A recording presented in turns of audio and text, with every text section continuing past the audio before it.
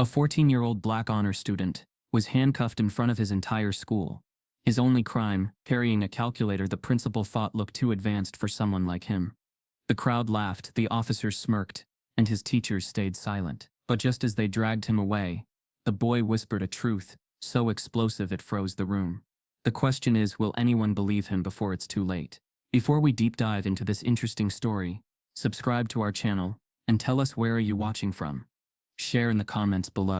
The late afternoon sun spilled across the polished oak floors of Greystone Academy, a private institution known as much for its wealth as for its reputation. The academy's classrooms were designed to intimidate: high ceilings, rows of polished mahogany desks, portraits of white-haired professors staring down like silent judges. To most students, this was a temple of learning. To 12-year-old Darius Cole, it was a battlefield he had been pushed into, unarmed except for his mind. He walked slowly toward his assigned seat. The creak of his shoes amplified in the quiet. Students already settled into their chairs turned to look at him. Their gazes were not curious in the way children usually look at someone new. No, their eyes carried a sharpness, something between amusement and suspicion. A few lips curved into smirks, others exchanged whispers behind carefully cupped hands. Darius didn't need to hear the words. He had heard them his whole life. Too young, too black, not supposed to be here. At the front of the classroom stood Professor Leonard Alden, a man who had become almost a legend in elite circles. He had taught at Greystone for 25 years, published books that lined the shelves of university libraries, and carried the unshakable air of someone who believed his word was law. His silver hair gleamed under the fluorescent lights, his tailored suit crisp, his posture commanding. When he looked at Darius, it wasn't with welcome, it was with calculation. Alden cleared his throat, bringing the room to attention. "Class," he announced in his smooth, authoritative tone. "Today we begin a new series on complex equations. You'll find these problems require not only intelligence, but discipline. They are not for the faint-hearted." His eyes swept across the room, landing squarely on Darius, lingering just long enough for the message to sink in. Darius felt the weight of that stare. He had grown used to being sized up, to being measured against invisible standards he never seemed meant to meet. But this was different. This wasn't a glance, it was a dismissal, before he had even touched a pencil. The chalk screeched faintly against the blackboard as Alden began to write. Symbols, fractions, exponents, layers of complexity unfurled across the surface until the board looked less like math and more like an abstract painting. He capped the problem with a flourish, underlining the final term. "This," Alden declared, tapping the chalk against the board, "is a problem that stumps even my graduate students. It is considered unsolvable at your level. Today, I don't expect anyone to solve it. What I do expect is that you attempt it, and in doing so, understand the limits of your own reasoning." His lips curved into a smile, but it wasn't kind. It was the smile of a man certain of his dominance, certain that his challenge would humble every child in the room. Pens began to scratch paper. Students leaned over their notebooks, brows furrowed, some chewing on the ends of their pens, others giving up before they even began. The air filled with the soft shuffle of papers and the ticking of the wall clock. Darius stared at the board. His small hands trembled slightly, not from fear of the math, but from the eyes he felt on him. Every glance from his classmates said the same thing: "You don't belong here." He could almost hear the laughter that would erupt if he dared to try and failed. For a moment he lowered his gaze, staring at the blank page in front of him. Memories flickered, his mother's voice telling him he was brilliant, the nights she worked late at the diner, leaving him with only books to keep him company, the old library where he'd taught himself equations far beyond his age. He remembered the feel of chalk in his hand as he covered his bedroom wall with numbers, proof that he could see patterns others couldn't. And then, almost without thinking, Darius raised his hand. The room stilled. Heads turned. Even Alden paused mid-step, his eyebrow arched in disbelief. "Yes?" the professor asked, his voice dripping with polite condescension. "Can I try it on the board?" Darius asked softly, his voice steady despite the pounding of his heart. A ripple of laughter moved through the classroom. One boy in the back whispered loud enough for everyone to hear. "He doesn't even know what he's asking." A girl smirked, shaking her head as if already imagining his humiliation. Professor Alden studied him for a long, uncomfortable moment. Then, with a tight smile, he stepped aside. "By all means, if you're eager to learn the value of humility so soon, the floor is yours." Darius rose from his seat, the legs of his chair scraping against the floor. He walked slowly toward the blackboard, every step echoing in the cavernous room. His palms were slick with sweat. He reached out, fingers brushing the chalk. The first line he wrote was shaky, the chalk squeaking louder than necessary. A few students snickered, but he ignored them. He paused, took a breath, and steadied himself. The next line was sharper, more deliberate. Slowly, carefully, his movements grew confident. Symbols formed with precision, numbers aligning like soldiers in perfect order. At first, the room was restless, students shifting in their seats, rolling their eyes. But as Darius continued, something began to change. The scribbles on the board weren't random. They carried weight, direction, steps connected with startling logic. Students who had been slouched back in their chairs began to sit forward. The whispers faded into silence. Professor Alden's smile had vanished. He leaned slightly forward, his hands clasped behind his back. His eyes followed each stroke of chalk with a sharpness that betrayed unease. This wasn't guesswork. This wasn't memorization. The boy was thinking in real time, unraveling a problem Alden himself had once declared impossible for anyone under 20. Darius's brow furrowed, his lips moving silently as he calculated, checked, recalculated. He felt the weight of silence pressing on him, but for the first time, it didn't scare him. It fueled him. Every number he wrote was defiance, every symbol a refusal to be erased. Minutes passed. The blackboard was filling quickly, layers of reasoning sprawling across it like a map leading toward an unthinkable destination. Students exchanged glances, no longer mocking but stunned. A few began to whisper again, but the tone was different now. Uncertain, uneasy. Alden's jaw tightened. He had seen promising students before, but nothing like this. The logic was flawless, the approach unorthodox yet undeniably correct. It was as if the boy saw into the marrow of the problem, stripping it bare with childlike clarity that even his best students had never achieved. Still, Alden refused to let awe show. His voice broke the silence. "Be careful, Mr. Cole. One mistake and the entire structure collapses. Genius is not about beginnings, but endings." Darius didn't look at him. He kept writing, his small hand moving quickly, filling the last empty space on the board. The final equation came together, each step flowing into the next, until at last he stopped. He lowered the chalk, breathing heavily. The classroom was utterly silent.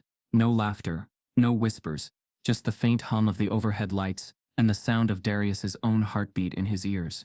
Professor Alden stepped closer, his eyes narrowing at the final line.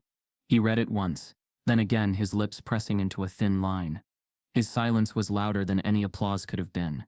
Finally, he turned back to the class, his voice calm but tight.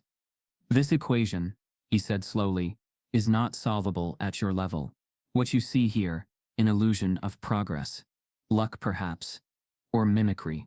His gaze flicked back to Darius, sharp as glass. "Mathematics is not a game of chance, Mr. Cole, and it certainly isn't a stage for showing off." The words struck Darius like a blow. He stood frozen at the board, chalk dust clinging to his fingertips. His solution erased, not with an eraser but with a denial that cut deeper. The students shifted uncomfortably. Some still looked doubtful. Others smirked as if reassured that the natural order was intact. But a handful glanced at the board again. Their expressions conflicted. They had seen what he'd done. They knew it wasn't chance. Darius clenched the chalk tighter. For a moment he thought of walking back to his seat, swallowing the shame, pretending it didn't matter. But something inside him burned hotter than fear, something that refused to shrink. He lifted the chalk again. The professor's voice sharpened. "That's enough, boy." But Darius didn't stop. His hand trembled, but he pressed the chalk against the board anyway, drawing a new line, building towards something beyond what he had already written. The problem, the one Alden had declared unsolvable, still loomed incomplete at the edge of the board, and Darius, with the steady resolve of someone who had nothing left to lose, refused to put the chalk down. The equation was unsolvable, at least according to the professor, but the boy refused to put the chalk down. The chalk trembled in Darius's fingers, and yet he didn't let go. His chest rose and fell quickly, the pressure of dozens of eyes weighing down on his small frame. In that moment, the board became more than numbers. It became his defense against a world determined not to believe in him. He wrote another step, clean, precise, and undeniably correct. Gasps rippled through the classroom. But while the numbers carried a logic that no one could dispute, the faces behind him told another story. Skepticism hardened their features.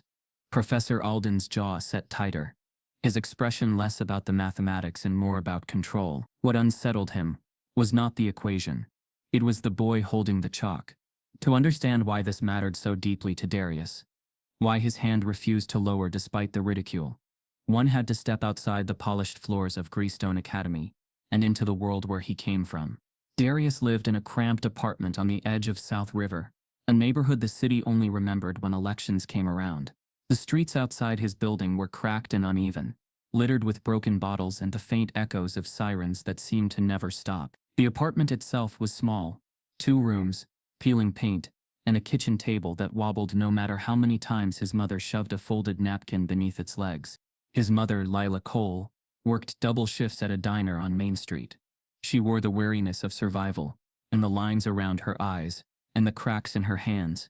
Yet when she looked at her son, those same eyes softened, carrying a warmth that not even exhaustion could dim. She believed in him with a conviction that never wavered, even when everything else in their lives seemed fragile. Darius's father was a ghost, a name his mother never spoke, a shadow Darius never chased. In his absence, silence became the boy's companion. While other children played basketball on cracked courts or wrestled with video games, Darius spent hours alone in the small public library just 3 blocks from home. The library wasn't much. Its carpet smelled faintly of mildew, and its computers were older than he was, but it had shelves, rows of books that stretched higher than his small arms could reach. Most people ignored the math section, the dusty journals shoved into a corner no one touched. But Darius lingered there, tracing titles with his fingers, pulling down books he didn't fully understand, but wanted to. One summer afternoon, when the air conditioning in the library barely worked, he stumbled upon a set of old math journals. The covers were frayed, the pages yellowed, filled with symbols and equations that looked alien. The librarian, Miss Watkins, raised her eyebrows when she saw him carrying them to the desk. "You sure you want those, baby?" she asked, half amused. Darius nodded. "Yes, ma'am. They're not stories. They're technical, complicated." "I know," he replied quietly, "but I like complicated." And so it began. Every evening, when Layla returned from the diner with sore feet and the smell of fried food clinging to her uniform, she'd find Darius at the kitchen table, notebooks sprawled across the surface, pencils worn down to nubs, equations covering every page. She would watch him scribble furiously, his lips moving as though whispering to numbers only he could hear. "Baby, you need to eat," she'd remind him. "Just a little more," he'd reply without lifting his head. There was no tutor, no private instructor guiding him.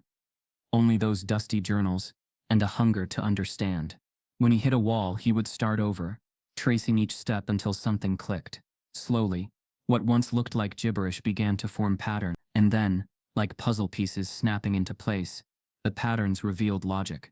By the age of 10, Darius was solving problems high schoolers couldn't touch. By 11, he was sketching formulas on his bedroom walls, chalking over peeling paint as though his home itself could hold the weight of his thoughts. His mother worried sometimes. "Darius," she'd say, "you're just a boy. Don't let the world steal your childhood."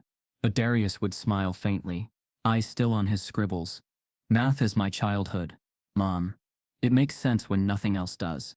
It was Mrs. Watkins, the librarian, who first called attention to him. She'd grown curious after watching the boy devour book after book. She spoke with a retired math professor who occasionally visited the library, Dr. Peter Hanley. Hanley was skeptical at first, but one afternoon, Mrs. Watkins coaxed him into watching Darius work. The boy, unaware of the audience behind him, was busy solving a problem he had pieced together from 3 different journals. His small hand moved quickly, erasing, rewriting, correcting himself. Hanley leaned closer. His eyes widened. This is advanced calculus," he whispered. "Where did he learn this?"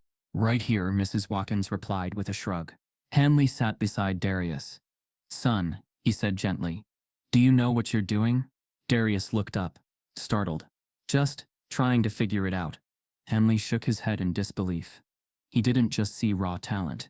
He saw genius. Within weeks, the whispers reached Greystone Academy.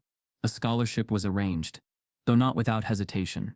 The board questioned whether admitting a boy like Darius would fit their environment. They cloaked their doubts in polished language: cultural adjustment, academic preparedness, social integration.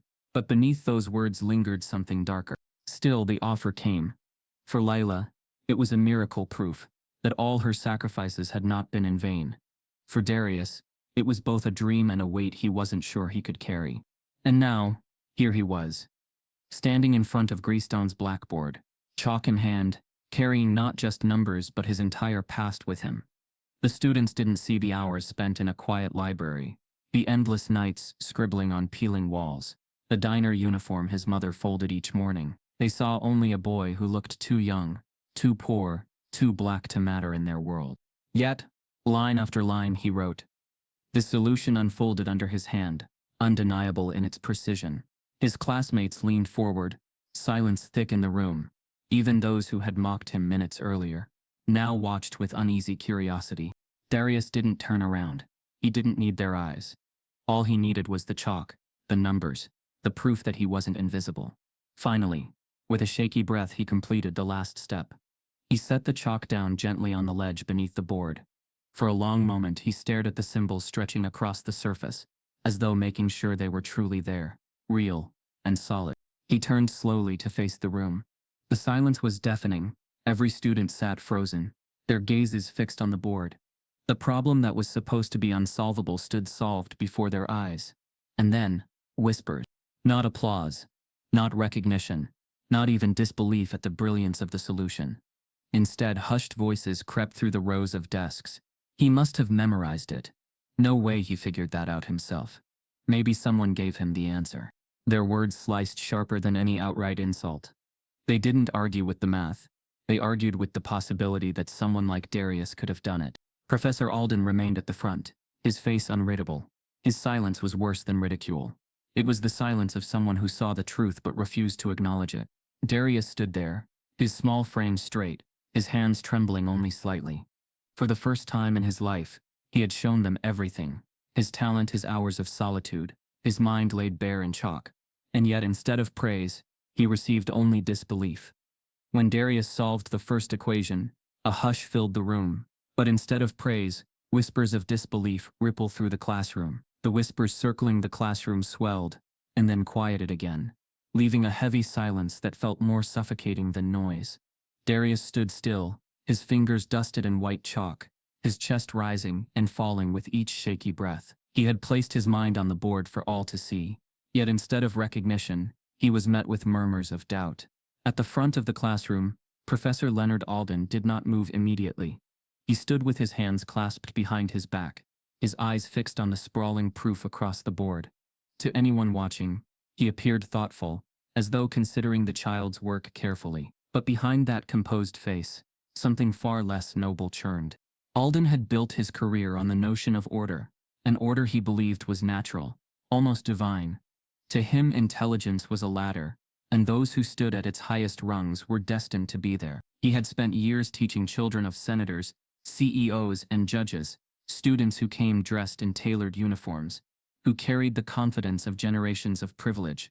They were his rightful scholars, his chosen protégé. Darius Cole was none of that. He was a boy from South River, a neighborhood Alden had only driven past with his doors locked. Too young, too poor, too black. In Alden's mind, children like Darius did not belong in the ivory towers of learning. They belonged outside, watching from the gates, grateful for scraps of opportunity. And yet here stood this boy, writing across the board with the precision of a seasoned mathematician, unraveling a problem Alden himself used to silence graduate students. It was not admiration that narrowed the professor's eyes. It was suspicion. Slowly, Alden let a smile spread across his face. It was the kind of smile that looked warm from a distance but felt cold up close. A gesture meant not to encourage but to contain. "Well," he said finally, his voice steady and smooth. "That was certainly ambitious." He let the word hang, carefully chosen. Not impressive, not correct, just ambitious, as if the boy's effort was more performance than substance. The students shifted uneasily in their seats. A few who had been whispering earlier now sat straighter, uncertain of where the professor's tone would land. Alden's approval or disapproval had the power to shape their own reactions. Darius swallowed hard. He had expected disbelief from his peers, but from the professor some part of him had hoped for at least acknowledgement. Instead, the man's smile carried the weight of dismissal. Notice, class, Alden continued, walking slowly toward the board, that mathematics is not about confidence or theatrics. It is about precision. And precision, he trailed a finger along one of Darius's lines, pausing as if searching for a flaw, is something only experience can provide. He tapped the chalkboard lightly, leaving a faint smudge where his fingertip met the dust. A child's enthusiasm is admirable, but enthusiasm alone does not solve equations. A few students chuckled softly, relieved at the direction being set. Others looked conflicted, their eyes darting from the professor to the flawless steps on the board. They knew what they were seeing, even if their teacher tried to frame it otherwise. For Darius, the words landed heavier than the whispers of his classmates. This wasn't teasing, it was erasure, delivered with the authority of someone whose voice carried power. He stood frozen, chalk still in his hand, his heart pounding against his rib. He wanted to protest, to say the work was correct, that every step had been checked and rechecked in his head before it touched the board. But the weight of Alden's smile, the quiet authority in his tone, pinned him down like an invisible hand.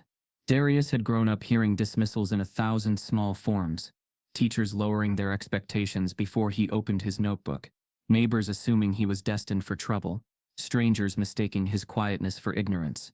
But this was different. This was a direct attack on the one thing that defined him, the one gift that made him feel less invisible. And Alden knew exactly what he was doing.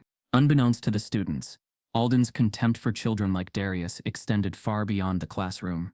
Among his colleagues, he often spoke of standards and merit, terms that cloaked his beliefs in respectability. "We must maintain the integrity of Greystone," he would say in faculty meetings, his voice calm, rational. "Not everyone is suited for the rigor we provide. Scholarships should be carefully evaluated." No one challenged him openly. He was too respected, too established. But whispers had begun to surface. Rumors of students he had quietly pushed out, of recommendations withheld, of futures dimmed not because of a lack of talent, but because they did not fit Alden's idea of belonging. Now, in this classroom, he saw the same challenge unfolding again. Darius Cole represented not just an anomaly, but a threat to the hierarchy Alden had spent decades reinforcing. The professor paced slowly, letting silence stretch before speaking again.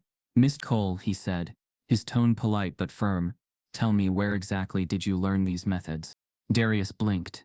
The question was simple, but the implication was sharp. His throat felt dry. I taught myself," he answered softly. "Taught yourself?" Alden repeated, his voice carrying a note of amused disbelief. "You expect us to believe that a boy of your age, without formal training, has mastered material that confounds advanced students?" The room shifted again. Students leaned forward, some frowning, others smirking. The doubt Alden planted began to grow in their minds. "I read journals," Darius added quickly. "At the library." Alden chuckled, shaking his head slightly. "Ah, the library. Yes, I'm sure the neighborhood branch is stocked with cutting-edge mathematical theory." His sarcasm was subtle enough to sound like humor, but pointed enough to sting. Darius's cheeks burned. He clenched his fists at his sides, wishing he had better words, stronger proof. But all he had was the work on the board, and even that was being dismissed as a trick.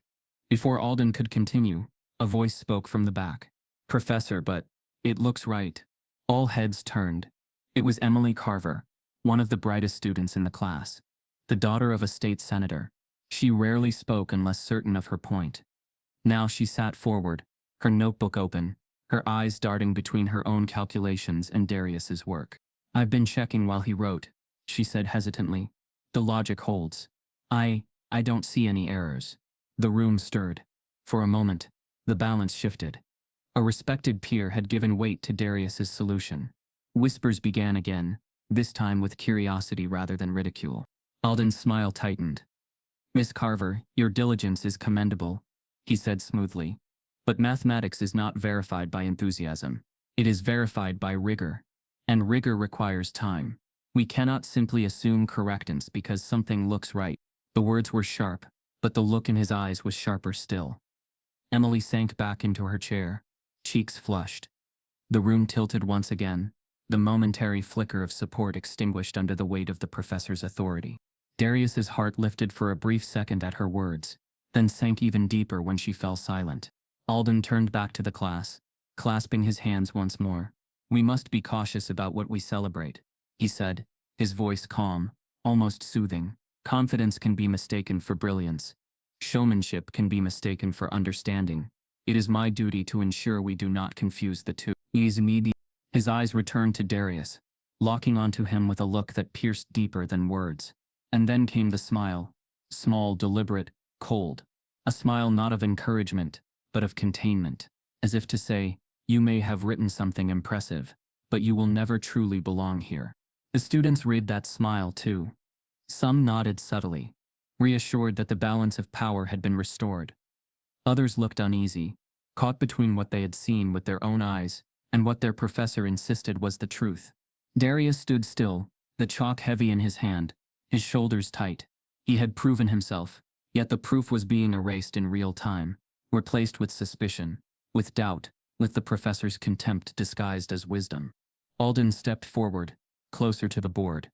He raised his hand, gesturing toward the equations with the same air of authority he had carried for decades. His voice softened, almost kind, but his eyes betrayed the intent behind it. "Let us not be deceived by appearances," he said. "I believe it's time we see just how deep this talent goes." And with that he plucked the chalk from the ledge, turning to face Darius directly. "Mr. Cole," he said, his smile widening with deliberate sharpness, "why don't you solve something else for us? Something that cannot be rehearsed." The room held its breath. Alden steps forward, determined to expose the child as a fraud. The room was still, all eyes fixed on Professor Alden, as he extended the chalk toward Darius. His voice smooth, his smile sharpened by contempt. "Why don't you solve something else for us? Something that cannot be rehearsed." Darius's hand twitched at his side. He could feel his classmates' stares, burrowing into him, waiting for him to stumble, waiting for proof that what they had just seen wasn't brilliance, but luck. His throat tightened, but he nodded silently. Alden turned back to the blackboard. He began to write again, his movements deliberate, every stroke a performance of authority. Symbols layered one after another until the equation sprawled larger than the last, more intricate, tangled in ways designed to confuse and overwhelm. The chalk screeched as he underlined the final term. He stepped back, dusting his hands as though he had just presented a masterpiece. "There," he said, his tone laced with certainty. "A problem that has humbled many. Let's see what you make of it." He placed the chalk back on the ledge and gestured for Darius to take his place. Darius approached slowly, his palms damp, his chest heavy. For a moment he felt smaller than he ever had, dwarfed by the sheer complexity of what lay before him.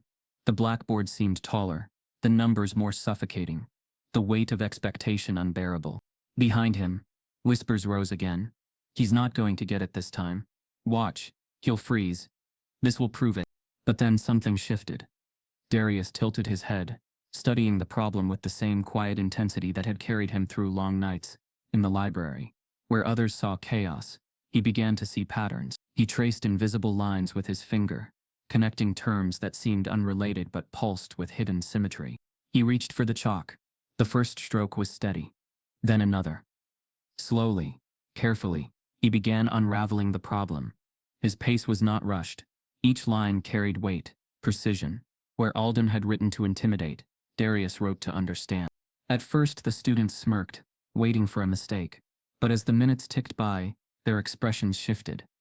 The board filled with order, each step building on the last with a logic so clean it was impossible to dismiss. Even Emily Carver, who had spoken up earlier, leaned forward again, her eyes wide with astonishment. She scribbled furiously in her notebook, trying to follow along, her pen unable to keep up with the clarity pouring from Darius's chalk. Professor Alden, however, did not lean forward. He did not nod in acknowledgement. His smile remained fixed, but his eyes sharpened with something darker unease. The boy was not stumbling. He was not guessing. He was constructing a flawless solution, right in front of them all. Darius's heart pounded as he neared the end. His small frame was tense, but his mind was alive, electric. The final step hovered in his thoughts, clear and undeniable. He pressed the chalk to the board one last time, completing the equation with a single stroke. And then he stopped. The room was silent again. Not the silence of doubt, but the silence of realization. Realization that they had just witnessed something extraordinary. Darius turned slowly, his chest rising and falling, his fingers still dusted in white. He looked out at his classmates, their wide eyes, their parted lips. For a flicker of a moment, he felt something he had never felt before in this space. Power. He had shown them. He had proven himself. But that flicker died the moment Alden stepped forward. The professor moved with deliberate calm, his shoes clicking against the floor. He stood before the board, his eyes scanning the solution with exaggerated scrutiny. The class held its breath, waiting for his verdict. After a long pause, Alden reached up and picked up the eraser. Without a word, he dragged it across the first line. Gasps rippled through the room. Darius's stomach dropped as the proof he had built, step by step, was reduced to a smear of dust. "Professor?" Emily's voice was hesitant, shocked. But it was right. Alden didn't look at her. He continued erasing, his movements slow, deliberate, final. Line after line vanished, years of Darius's self-taught discipline erased in seconds. When the board was blank, Alden set the eraser down and turned back to the class. His smile was intact, but colder now. "What you saw," he said smoothly, "was not mastery. It was mimicry. Perhaps he has a good memory. Perhaps he guessed well. But true mathematics," he tapped the board with his finger, "is not solved by parlor tricks. It is earned through years of rigorous study, under the guidance of those who know." His eyes flicked briefly to Darius. "Sharp as a blade. And that is something this classroom will always uphold." The students shifted uneasily. Some glanced at one another, doubt flickering in their eyes. They had seen it. The precision, the clarity, the inevitability of the solution. Yet here was their professor, a man revered, telling them it was an illusion. A few nodded, relieved to have their suspicions confirmed. Others looked uncomfortable, caught between what they had witnessed and what they were being told. Darius stood frozen, his breath shallow, his hands trembling at his sides. The board was empty now, as though he had never been there, as though his work had been nothing but a dream. He felt small again, crushed beneath the weight of erasure. Emily lowered her gaze, biting her lip, torn between speaking again and knowing the cost of defying Alden twice. A boy near the back whispered just loud enough to carry. "Told you it was luck." Laughter followed, quiet but cutting. In that moment it became clear, the equation wasn't what was on trial. Darius was. His very presence, his legitimacy, his right to be in that room. The unfairness pressed down on him, heavy and suffocating. He wanted to shout, to demand they see the truth. But the words caught in his throat, because deep down, he knew, it wasn't the numbers they doubted, it was him. Professor Alden straightened his suit jacket, adjusting his cuffs with calm precision. "Class dismissed," he said smoothly. "Mr. Cole, remain for a moment." The students gathered their things. Some left quickly, eager to escape the tension. Others lingered, glancing at Darius with a mix of pity, amusement, and unease. When the last of them filed out, the door clicked shut, leaving only the professor and the boy. Alden's tone softened, but it was no less sharp. "Darius, you must understand something. This academy is not a playground. We are not here to indulge fantasies or illusions. Your display may impress the naive, but it does not belong in a place that values true scholarship." Darius's fists clenched at his sides. "But I was right," he whispered, his voice trembling. Alden's smile grew colder. "Being right is not enough. Not when you are not the right kind of student." The words hung in the air, heavy, undeniable. For Darius, it was like a blade slipped beneath the ribs. He had fought so hard, proved so much, yet it all crumbled against the wall of prejudice standing in front of him. Alden turned back to the board. He picked up the chalk once more, his movements smooth, deliberate. He began writing again, crafting an even more complex, sprawling equation across the black surface. Each symbol felt like a challenge, each line a trap. When he was done, he turned back, his smirk sharp, his eyes glinting with quiet malice. "Let's see you handle this one," he said softly. The professor assigns a far more complex problem, smirking as he says, "Let's see you handle this one." The chalk screeched as Professor Alden finished writing the new problem, his smirk a mask of quiet triumph. Darius stared at the board, his hands damp, his stomach tight.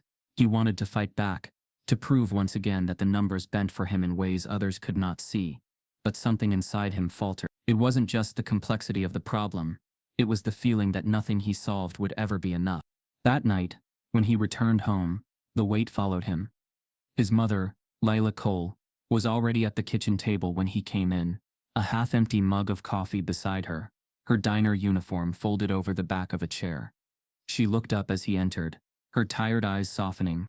"You're late," she said gently. "How was school?" Darius dropped his backpack by the door.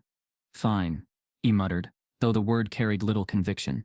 He slid into the chair across from her, avoiding her gaze. Layla studied him, noticing the slump in his shoulders, the way his hands fidgeted against each other. She had raised him alone long enough to know the difference between tired and wounded. Tonight he was wounded. "Baby, what happened?" she asked softly. For a moment Darius didn't answer. He stared at the table's scratched surface, at the wobble that never went away no matter how many times she tried to fix it. Finally, his voice broke the silence. "They don't believe me," he whispered. "I solved it, Mom. Twice. And they still said it wasn't real. That it was luck." Layla's chest tightened. She had prepared herself for this, had braced for the way the world would treat him when he stepped into spaces not built for boys like him. But hearing the pain in his voice cracked something open inside her. She reached across the table, resting her hand over his. "Darius, listen to me. I believe you. You hear me? I know what you're capable of." He finally looked up, his eyes wide and glistening. "But what if it doesn't matter? What if they never see me?" Her throat tightened, but she held his gaze. "Then we keep showing them until they can't ignore you. You don't stop because of their blindness. You shine brighter." Her words steadied him a little, but the wound lingered.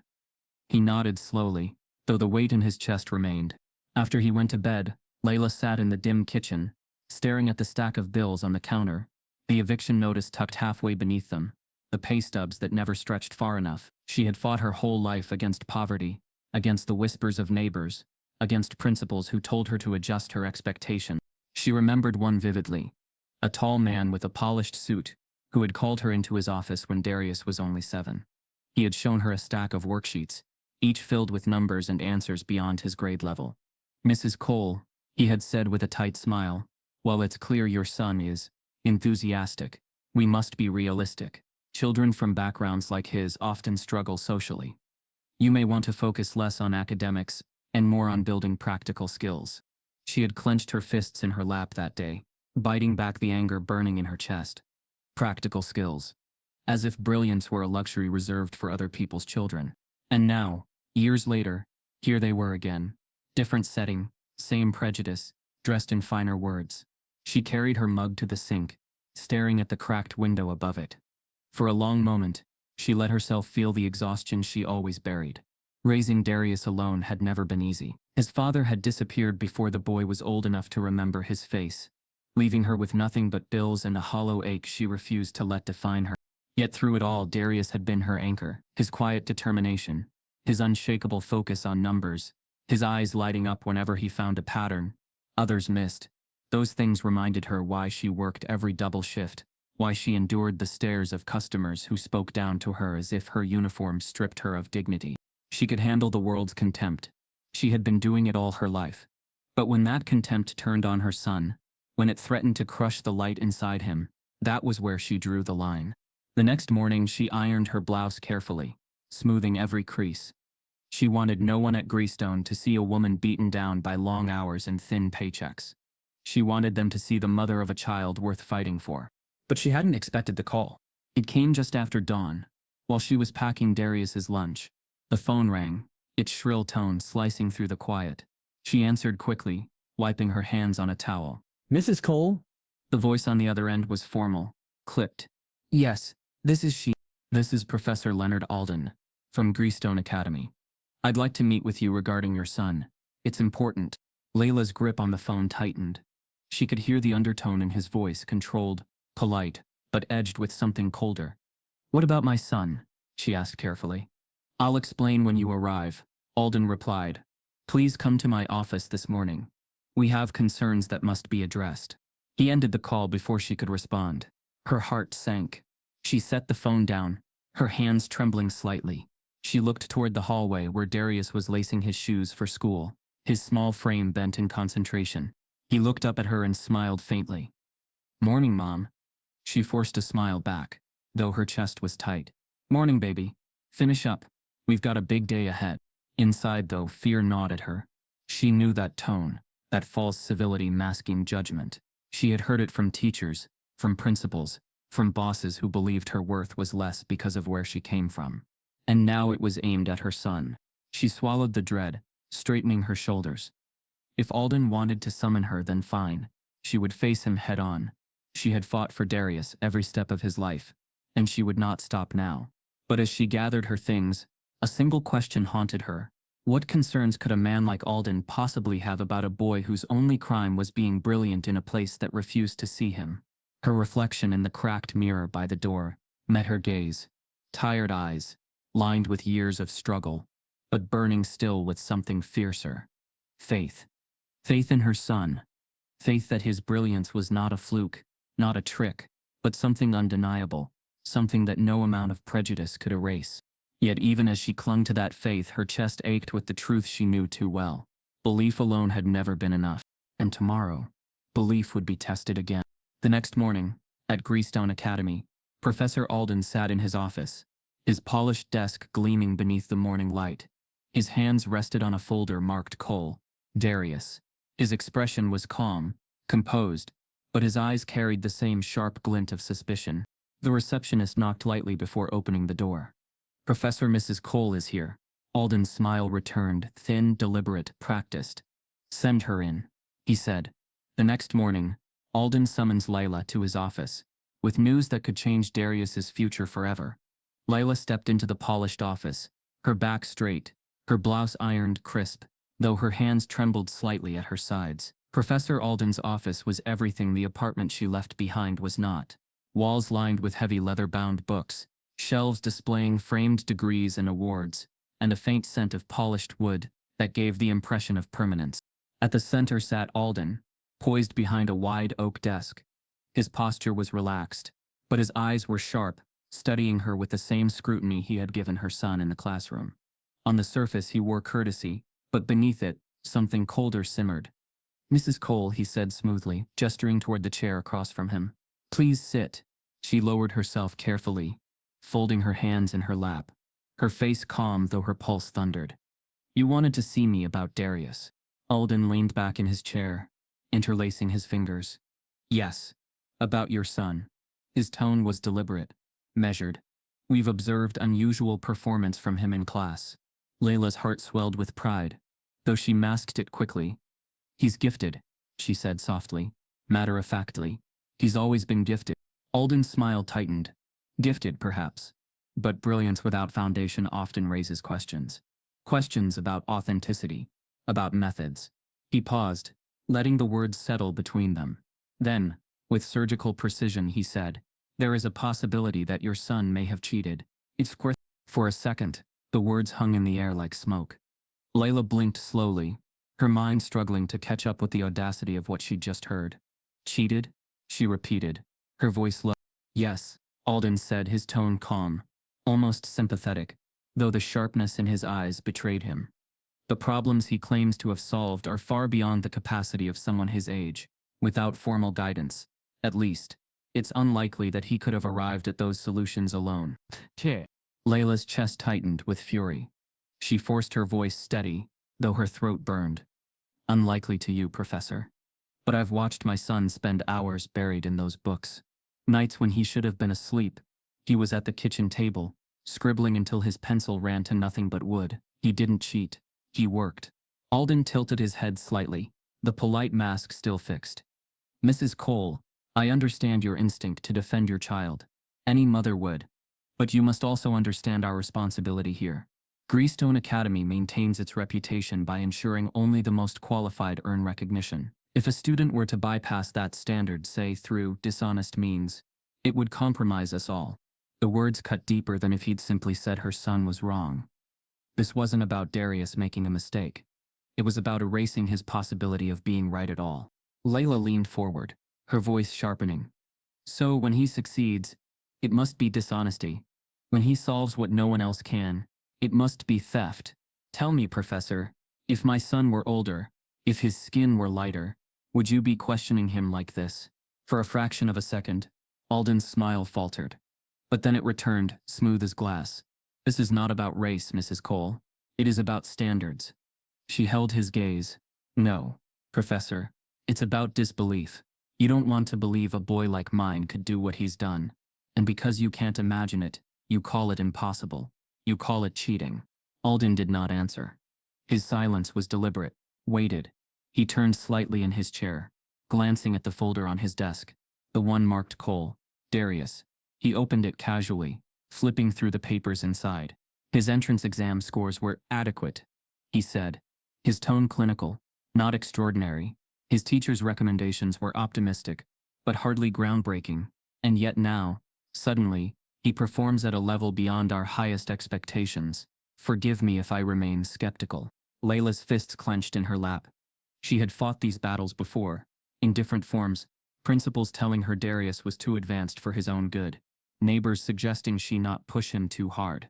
But this was different. This was a man with power, a man who could decide whether her son stayed or was cast out. She steadied her voice, keeping her anger contained. You've seen what he can do. Everyone in that classroom saw it. You can erase the board, but you can't erase the truth. Alden leaned forward, his smile sharpening. Truth, Mrs. Cole, must be proven. Repeated, verified under scrutiny, and that is what we will require. Her breath caught. What do you mean? He closed the folder and set it aside. If your son's abilities are genuine, then they should withstand pressure. No library journals, no hours to prepare. We will conduct a timed public exam here, at the academy, in front of the entire faculty. Layla's heart dropped. She pictured Darius standing in front of a room full of professors, all of them waiting, ready to pounce on a single misstep. He was brilliant, yes, but he was 12, just a boy, carrying the weight of judgment most grown men couldn't bear. That's cruel, she said quietly. Alden's expression didn't shift. It's necessary. If he is what you claim, then let him prove it. If not, he let the sentence trail off, its implication heavy in the silence. Layla's jaw tightened. She wanted to argue, to refuse outright. But she knew the trap. If she resisted, they would call it avoidance, proof of guilt. If she agreed, she was handing her son to the wolves. Her voice trembled, but she forced the words out. He'll take your exam, and he'll show you what you refuse to see. For the first time, Alden's smile widened slightly, the corners of his eyes tightening. It was not the smile of someone hopeful for truth. It was the smile of someone certain the game was rigged in his favor. Excellent, he said smoothly. We'll arrange it immediately. As she rose to leave, Layla felt the fury coursing through her veins. Every slammed door, every whispered doubt, every time someone told her to lower her expectations. It had all led here. They had placed her son on trial not for mistakes, but for daring to be brilliant in a place that wanted him invisible. She gripped her purse tightly, her voice low but firm as she faced him one last time. Professor, you may control this room. You may control the board, the tests, even the whispers in the hallway. But you will not control my son's light. Whether you see it or not, it's there, and it will not go out. For the first time, Alden's polite smile cracked, just slightly. His eyes hardened, revealing the contempt he kept so carefully masked. Then let us see, he murmured. Let us see if the light shines when it is most exposed. Layla turned sharply and walked out, her heart heavy, her resolve unbroken. The hallway outside seemed colder, the polished floors echoing with each step.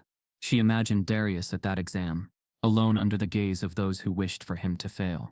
And yet beneath the fear, a steady fire burned. If they wanted to test him, then let them. He had been proving himself his whole life. Still, she couldn't ignore the truth. Belief had never been enough. And now the cost of their disbelief would be placed squarely on her son's shoulders. That night, when she tucked him into bed, she didn't tell him about the meeting. Not yet. She smoothed his blanket and kissed his forehead, whispering, "Keep shining, baby." But in her chest the storm grew. Alden demands that Darius take a timed public exam in front of the entire faculty. The announcement spread through Greystone like a spark through dry grass. A special examination, whispered from classroom to hallway, slipped from teacher to parent, until by the morning of the test it seemed the whole academy knew. The boy from South River, the scholarship kid, was to be put on display. The auditorium had been chosen for the setting, not a classroom. Rows of seats curved upward in a wide arc, the kind of place usually reserved for visiting lecturers or end-of-term ceremonies. Its scale was deliberate. Alden wanted an audience. He wanted witnesses. By the time Darius and his mother entered, the room was already half full. Parents in pressed suits, professors with their notebooks, students whispering to each other, all had gathered as though for a spectacle. Layla's chest tightened at the sight. She had expected a test. She hadn't expected a stage. She squeezed her son's shoulder gently, whispering, "Head high, baby. Don't let their eyes take away what's in yours." Darius nodded, though his hands trembled. He carried only a pencil and a blank notebook, yet the weight on him felt crushing. At the front of the auditorium stood a long table, polished wood, gleaming under the lights. Behind it, several faculty members sat in a row, their expressions ranging from polite curiosity to thinly veiled disdain. And at the center of them all, Professor Alden, his suit immaculate, his smile faint and controlled. "Ladies and gentlemen," Alden began as the murmurs faded, his voice filling the hall with practiced authority. "Today we have before us an unusual situation. A young student has demonstrated abilities that, while remarkable, have also raised questions." A ripple of whispers followed, some skeptical, some amused. Darius lowered his gaze, gripping his pencil tighter. Alden continued, "In the spirit of fairness, we will provide this student with an opportunity to demonstrate his abilities under conditions of scrutiny. He will be presented with a series of problems appropriate for advanced scholars. He will have 1 hour, and when he is finished, we will see the truth." The word truth lingered, heavy with implication. This wasn't an exam. It was a trial. Layla sat in the front row, her hands clasped so tightly in her lap that her knuckles whitened. She wanted to stand, to shout, to tell them all how wrong this was. But she also knew that if she broke the silence, they would turn her into another example. An emotional mother, they'd say, unable to face reality. So she sat still, her fury burning quietly. Darius walked slowly to the table at the center of the stage. The spotlight above cast a glow over him, making his small frame appear even smaller against the vastness of the auditorium. He sat, placed his notebook before him, and waited. Alden stepped forward, carrying a stack of papers. He set the first in front of Darius. "Begin," he said smoothly. Darius glanced down at the problem. His heart thudded in his chest. It was complex, designed to overwhelm, but not unfamiliar. He steadied his breath, lifted his pencil, and began. The scratching of lead against paper was the only sound for the first few minutes. The audience watched, some leaning forward, others whispering under their breath, "There's no way! He'll crack! He's just a kid!" But as the minutes passed, something shifted. Darius's strokes were not hesitant. They were steady, deliberate. He moved with focus, his small hand racing across the page, as though guided by a rhythm no one else could hear. Professor Alden watched intently, his expression unreadable. He had expected hesitation, confusion, a collapse under pressure. Instead, the boy wrote with a confidence that unsettled him. Still, he told himself, it was only the first problem. When Darius placed his pencil down 15 minutes later, the page was filled with a complete solution. He pushed it forward without a word.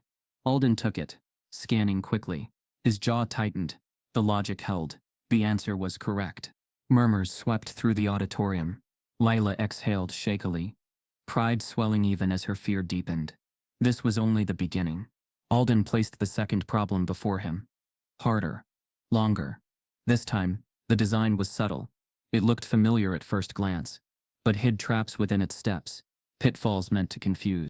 Darius studied it, his brow furrowed. For a moment, the silence grew tense. Whispers swelled again. "See?" He stuck. But then, slowly, he began. His pencil moved more carefully this time, pausing, retracing. His lips moved faintly, whispering numbers under his breath, invisible connections threading together in his mind. The room watched in near silence as he unraveled the problem.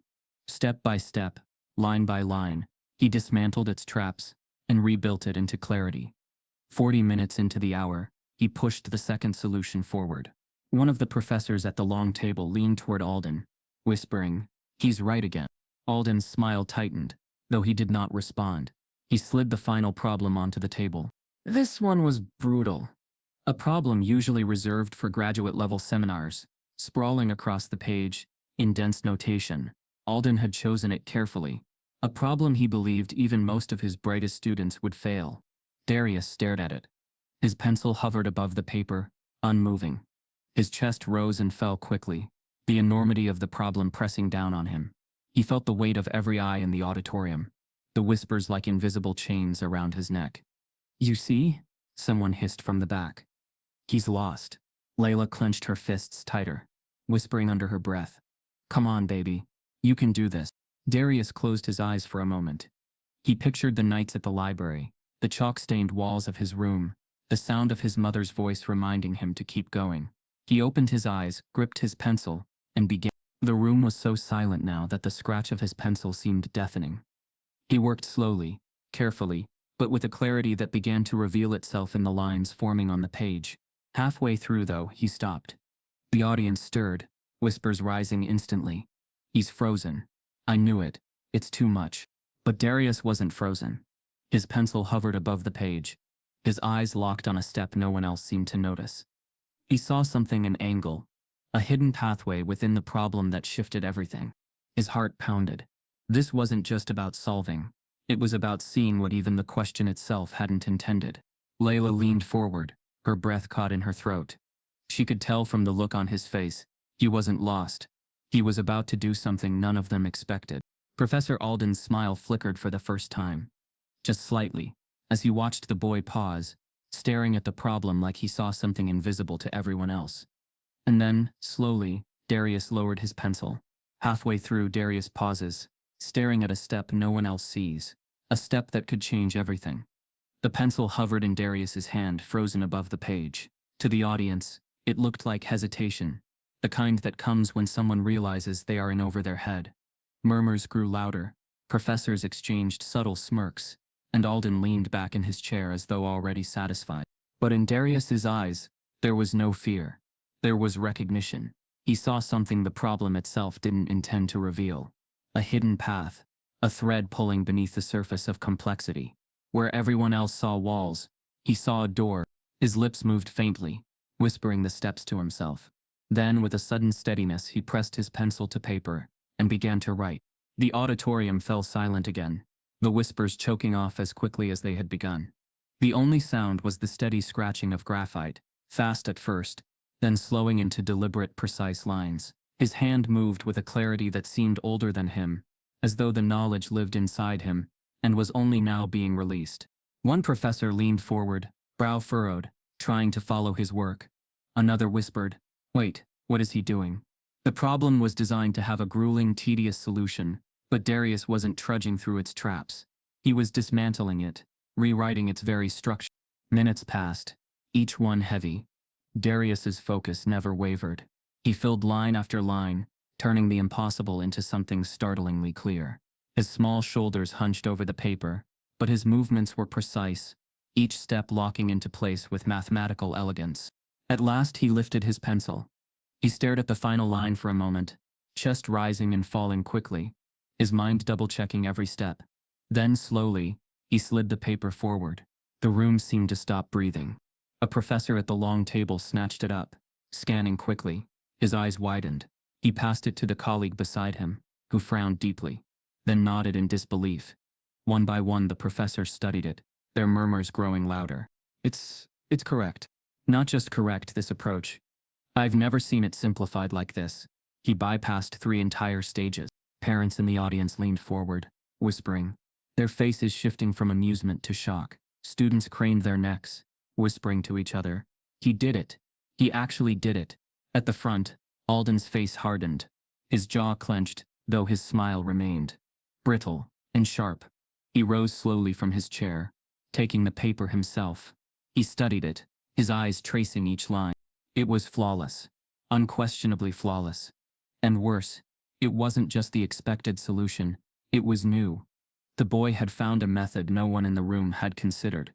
A path so clean, so undeniably elegant, it left no room for dismissal. For a long, heavy moment, the only sound was the ticking of the clock above the stage.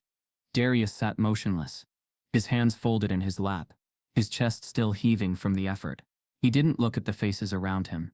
He didn't need their validation. The proof was on the paper. The truth was undeniable. But then Alden cleared his throat. "Ladies and gentlemen," he began smoothly, his voice slicing through the silence. "What we have here is interesting." The word rang hollow.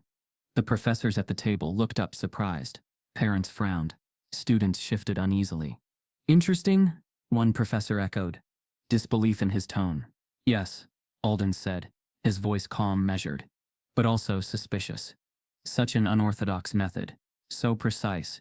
One must ask, how does a 12-year-old child, with no formal training, stumble upon something that seasoned mathematicians have not? The whispers began again, this time darker, edged with suspicion. Layla, sitting at the front, rose abruptly. He didn't stumble, she said, her voice steady, cutting through the murmurs. He worked, he taught himself. He earned every line on that paper. Alden smiled politely at her, the kind of smile reserved for someone he wanted to silence without seeming cruel. Of course, Mrs. Cole, but you must understand, academic integrity demands caution. Exceptional claims require exceptional verification. And what we have here, he held up the paper between two fingers, requires investigation. The words struck the room like a gavel. Investigation? One professor repeated, frowning. But it's correct. Yes, Alden said smoothly. But correctness is not the only measure. Context matters. Authenticity matters. We must ensure this work is truly his own. Layla's fists clenched at her sides, fury burning hot in her chest. She wanted to scream, to tear the paper from his hands, to force them all to admit what they had just witnessed. But she saw the room shifting, the whispers growing, the seeds of doubt sprouting in fertile ground. Darius sat still, his small face unreadable, but inside his heart sank. He had done it. He had proven it. And still, it wasn't enough. Alden placed the paper back on the table, his smile unwavering. Until then, we cannot accept this as legitimate work. An investigation will be conducted. The silence that followed was heavier than applause could ever have been. Darius lowered his head, his fists tightening in his lap. For all his brilliance, for all his work, he realized the truth. Genius wasn't on trial. He was. Instead of admitting the truth, Alden demands an investigation. The silence that followed Alden's demand for an investigation did not stay contained within the auditorium. By the next morning, it had spread across Greystone like wildfire. What should have been a moment of triumph for Darius turned into something more sinister. A campaign of whispers, carefully fueled by doubt, wrapped in polite language, but laced with prejudice. Students leaned against lockers, speaking just loud enough for him to hear. He couldn't have done it himself. Somebody must have slipped him the answers. Maybe his mom's smarter than she looks. Others snickered, masking cruelty as curiosity. You think he found it online? There's no way he did that alone. In classrooms, teachers who once ignored him now regarded him with sharp eyes, not of respect but of suspicion. Assignments were scrutinized, his notes checked twice, his answers questioned more than anyone else's. Every correct solution was followed by a raised eyebrow or a quiet, interesting, the same word Alden had used to erase his victory. Racism at Greystone never announced itself with slurs. It moved in whispers, in condescension, in the way people twisted their voices when they said, kids like him. The language was academic, polished, respectable, but its sting was deeper than outright insults. Every hallway became a courtroom. Every step Darius took felt like he was walking into trial. His classmates became jurors, their stares verdicts delivered without evidence. Even silence condemned him. Those who once sat beside him now shifted their desks away, unwilling to share proximity with the boy everyone doubted. Darius carried the weight quietly, his shoulders tighter each day, his eyes dropping more often to the ground. He had endured isolation before, but this was different. This wasn't being unseen. This was being seen too much, for the wrong reasons. He didn't tell his mother everything. At night when Lila asked how school was, he answered, fine, forcing a small smile. He didn't want to add more weight to the load she already carried. But in the quiet of his room surrounded by chalk-covered walls, the whispers replayed in his mind until they echoed louder than the numbers. One afternoon as he bent over his locker, trying to ignore the murmurs, Emily Carver approached. Her voice was low, tentative. Darius, I know what they're saying isn't true. I saw your work. I know it was yours. He glanced at her, startled by the kindness, but his face stayed guarded. It doesn't matter, he muttered. Nobody believes it. She bit her lip, torn. Then make them believe it again. He shook his head. Doesn't matter how many times I prove it. They'll just erase it. Again and again. His voice cracked with the weight of those words. Emily opened her mouth to reply, but one of her friends called her from across the hall. She hesitated, glanced between them, then gave Darius a faint apologetic look before walking away. The absence of her words hurt more than the whisper. That evening, Lila noticed him scribbling furiously across the walls of his room, chalk dust covering his hands, his eyes red with exhaustion. "Baby, you can't let them steal your sleep," she said gently, sitting on the edge of his bed. He didn't look up. "If I stop, Mom, they will." Her heart ached. She wanted to tell him that rest was survival too, but she also saw the fire in him, the refusal to bend. She kissed his forehead, whispering, "Then don't stop, but remember your brilliance is yours, whether they see it or not." Days turned into weeks, and the campaign of doubt thickened. Professors held private meetings, parents murmured during pickups, and even janitors exchanged knowing looks when Darius passed. The weight of disbelief pressed on him from every direction. It wasn't just his mind on trial anymore, it was his existence. One morning as he opened his locker, a small folded paper slipped out and landed on the floor. He bent down, unfolding it with trembling fingers. The handwriting was jagged, hurried. "Stop showing off. You don't belong here. Next time you won't just be embarrassed, you'll be sorry." His throat tightened as the words burned into him. The whispers had taken form. Doubt had turned into threat. He looked around, but the hallway was full of indifferent faces. Students laughing, lockers slamming, voices rising. No one looked guilty. No one looked afraid. And that was the cruelest part. Any one of them could have written it. Every one of them looked like they already agreed. He crumpled the note in his hand. His heart pounded. For the first time, the genius who saw patterns in everything stared into a puzzle he couldn't solve. How to exist in a place that wanted him erased. An anonymous note lands in Darius's locker, threatening him if he continued. The whispers didn't leave Darius when he walked out of the auditorium. They followed him down hallways, clung to his locker, echoed in the cafeteria. He had solved the unsolvable, but all anyone seemed to remember was Alden's final word: investigation. By the end of the week, the rumors had taken on lives of their own. Some claimed he had stolen solutions from professors. Others said his mother had somehow fed him answers, as if brilliance could be whispered across a kitchen table. The cruelest murmurs insisted he didn't even write the exam, that Alden had planted the work himself as some kind of test. Every corner of the academy became a courtroom. Every look, every whisper, every smirk was a verdict. Guilty of being too good. Darius didn't fight the whispers. He couldn't. The more he tried to defend himself, the louder the disbelief grew. So he carried the weight in silence, dragging it home with him each night. And when silence was all he had, he turned to the only thing that had ever been steady in his life: numbers. At home, his room was his refuge. The walls, once plain and peeling, had transformed into canvases of chalk and graphite. Where other kids taped posters of athletes or musicians, Darius had filled every inch with equations, diagrams, sprawling webs of connections that seemed chaotic at first glance, but carried an unseen rhythm. It started with a single corner years ago, a triangle sketched absent-mindedly beside his bed, then a string of fractions across the closet door, then integrals, graphs, and formulas that spilled onto the ceiling until his room looked less like a child's bedroom and more like the inside of a mathematician's mind. Tonight he stood barefoot in the center, chalk dust on his fingers, his small frame casting shadows against the scribbled walls. He moved from corner to corner, sketching, erasing, connecting. His lips moved softly, whispering numbers and patterns as if in prayer. It wasn't just solving problems anymore. It was seeing them in ways no one else did. Seeing how one formula echoed another. How numbers from different disciplines spoke to each other like old friends. He didn't just solve, where a textbook problem might end with an answer, Darius kept going. He dug deeper, peeling layers back until he reached something new, something uncharted. If Alden had bothered to look past his prejudice, he would have seen it. Darius wasn't just advanced. He was original. He was creating pathways no one had taught him, pathways no one had written down before. Layla would sometimes stand quietly in the doorway, watching him work. She didn't understand the symbols. Most of them looked like a foreign language, but she understood the light in his eyes.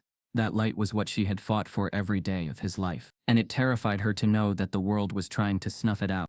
"Baby," she whispered one night, leaning on the doorframe, "you need to sleep. You've got school tomorrow."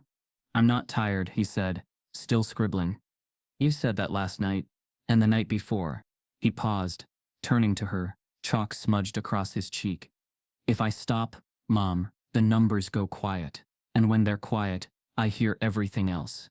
The whispers, the laughter, Professor Alden's voice." Her heart ached. She crossed the room, kneeling in front of him, her hands resting gently on his arms. Let them whisper. Let them doubt. They don't know what I know. They don't know what you know. His eyes dropped. But what if I'm not enough? What if it doesn't matter how many answers I get right? Her voice softened but did not waver. Then you make yourself undeniable. You keep writing. Keep solving.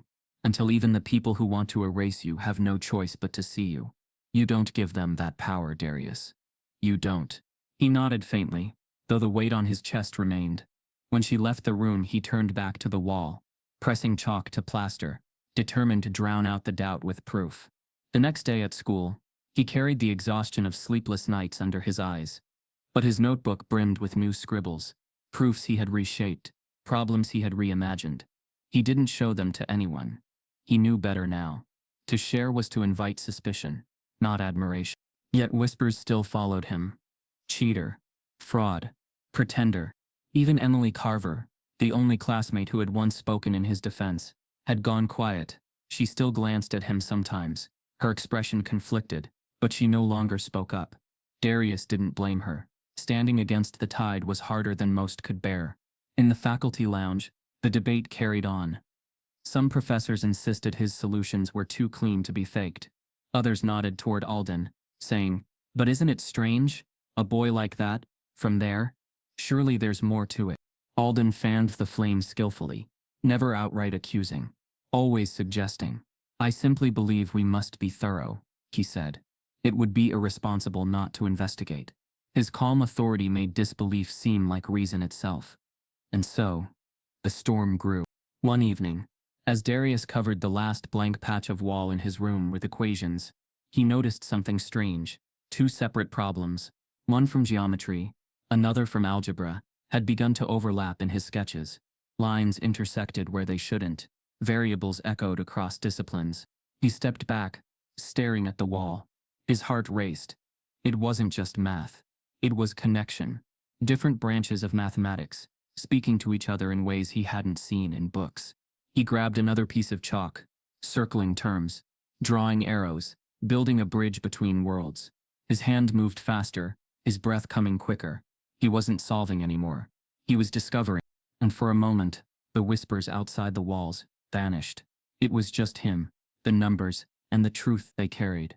A truth bigger than Alden, bigger than Greystone, bigger than the doubt pressing in on him. The following week, the academy's corridors buzzed with a new rumor. Not from the students this time, but from the faculty. A visiting scholar was coming. From MIT, someone whispered near the lockers. "They've heard about the boy. They want to see if the rumors are true." Darius overheard it as he passed, his heart lurching. MIT. The name itself felt heavy, untouchable. He couldn't imagine someone from there knowing his name, let alone coming to see him. Layla heard it too from Mrs. Watkins, at the library, who had always been her quiet ally. "They say one of the top mathematicians is visiting the academy next week," she told her, curious about Darius. For the first time in weeks, hope flickered in Lila's chest. Someone outside of Alden's shadow, someone who might see her son for what he was.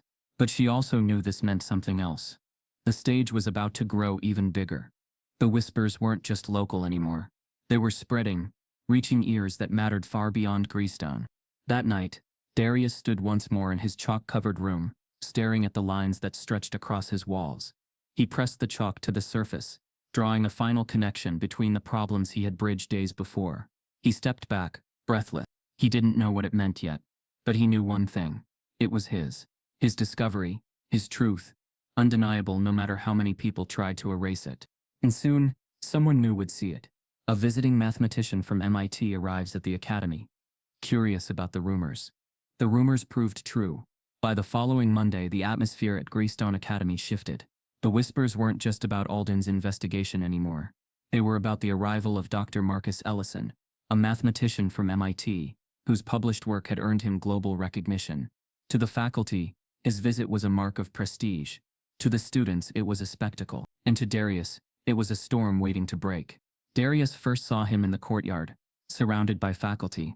Dr. Ellison was tall, broad-shouldered, his voice carrying easily, but there was something unpretentious in the way he listened rather than spoke. His dark skin stood in sharp contrast to the pale faces around him, and for a moment, Darius felt a flicker of something he hadn't felt in weeks.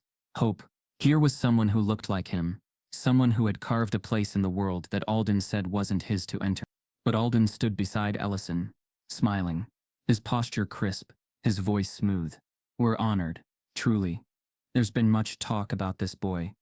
I felt it only appropriate that you see for yourself. Ellison nodded thoughtfully. I don't care about the whispers. I care about the work. If the boy's as gifted as they say, I'd like to see his process. Not just an answer, but how he thinks. The words gave Darius a quiet thrill, but Alden's smile tightened almost imperceptibly. A fair test was dangerous. It left room for the truth. Alden had no intention of letting that truth surface. That afternoon, the announcement came. A special demonstration in the auditorium.